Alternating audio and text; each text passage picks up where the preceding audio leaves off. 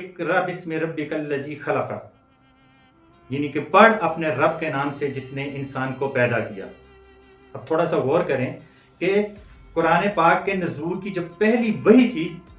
وہ کتنی بلند و بالا تھی، کتنی عظیم وحی تھی۔ یعنی اگر آج کی اس دنیا میں ہم دیکھیں اور یہ سائنس اور ٹیکنالوجی کا دور ہے اور ہر کوئی جو ہے نا اسی کو پرکھنے کے چکر میں ہے، تو یہ پہلی وحی ہی سائنس اور ٹیکنالوجی سے جو ہے نا وہ ریلیٹڈ ہے کہ پڑھ اپنے رب کے نام سے جس نے پیدا کیا انسان کو جمے ہوئے خون سے۔ ایمبریالوجی، یعنی یہ ایمبریالوجی فیلڈ کی یہ وحی تھی کہ پڑھ اپنے رب کے نام سے جس نے پیدا کیا انسان کو جمے ہوئے خون سے۔ تو اب یہ جو پہلی وحی کے جو پہلے الفاظ ہیں اقرا، اس پہ میں نے تھوڑا سا غور کیا ہے۔ تو یہ کسی کتاب کی بات تو نہیں میں کر رہا، یہ میں اپنی دانش کی بات کر رہا ہوں کہ جو میں نے اس پہ غور کیا ہے تو یہ اقرا 4 لفظوں کا مجموعہ ہے، یعنی الف، قاف، را اور پھر الف۔ تو اس کے ذرا تسلسل کو دیکھیں تو کچھ اس طرح سے بنتا ہے کہ الف سے اللہ،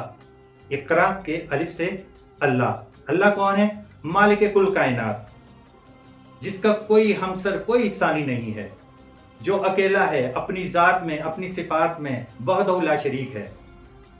قل هو اللہ احد اللہ الصمد لم یلد ولم یولد ولم یکن لہ کفوا احد،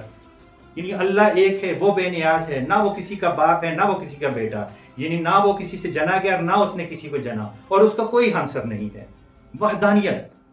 اللہ شہنشاہ،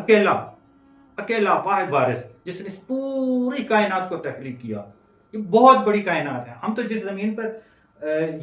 جس زمین کو ہم بہت بڑا سمجھتے ہیں اور اس کے لیے قتل و غارت اور خون ریزی اور کسی چیز سے نہیں ٹلتے اپنے ایک ایک مرلے کی وجہ سے،